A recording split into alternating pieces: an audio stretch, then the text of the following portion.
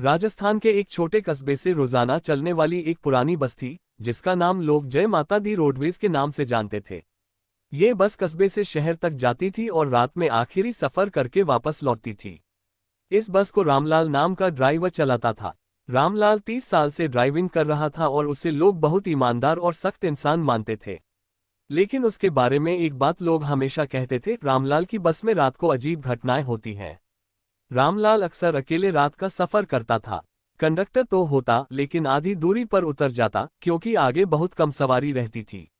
लोग कहते थे कि आधी रात के बाद उसकी बस में अनजाने साए दिखाई देते हैं और कई बार बस के शीशे पर हाथों के निशान उभर आते हैं। एक बार की बात है, गर्मियों की रात थी। आधी रात को रामलाल शहर से वापस कस्बे लौट रहा था। बस में सिर्फ 5 यात्री थे। रास्ता वीरान था, दोनों ओर रेगिस्तान की रेत फैली हुई थी।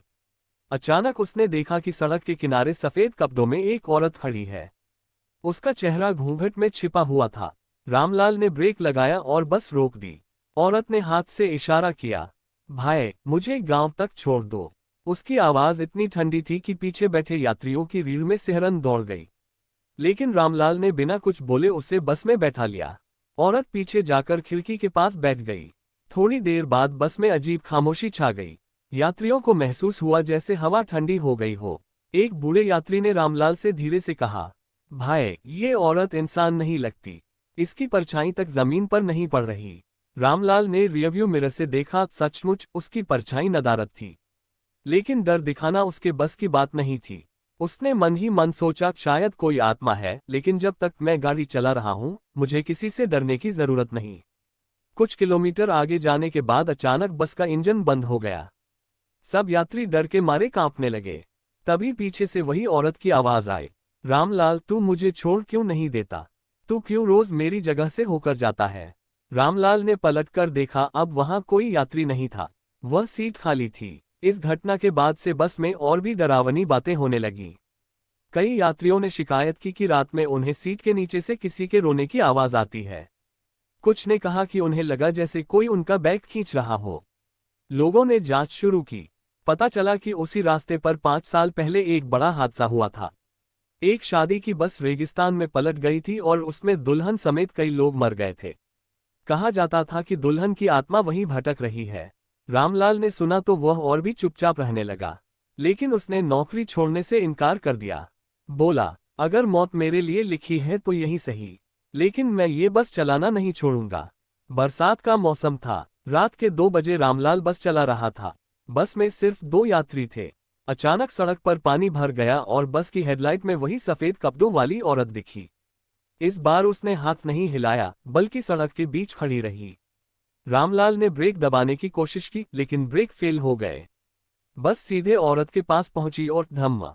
जैसे ही बस टकराई, बस रुक गई। लेकिन बाहर जाकर देखा तो वहां कोई नहीं था। सड़क खाली थी। पीछे बैठे यात्रियों की हालत खराब हो गई। एक आदमी तो डर के मारे बेहोश हो गया। लेकिन रामलाल अब भी बस चलाता रहा।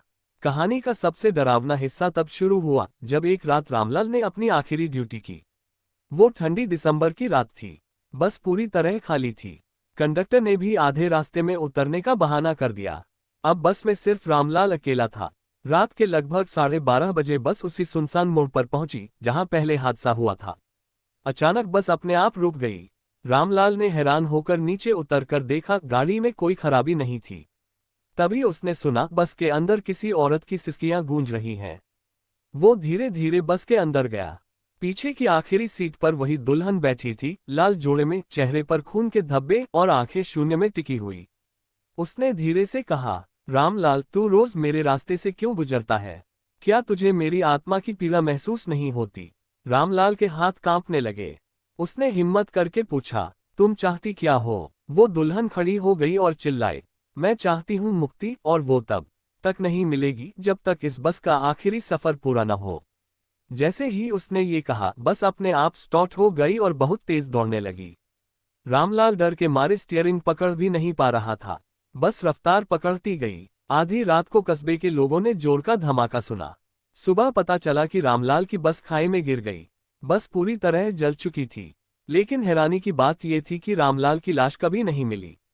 लोग कहते हैं कि उस रास्ते से जब कोई बस गुजरती है तो ड्राइवर को अचानक बस में बैठी हुई एक दुल्हन दिखाई देती है।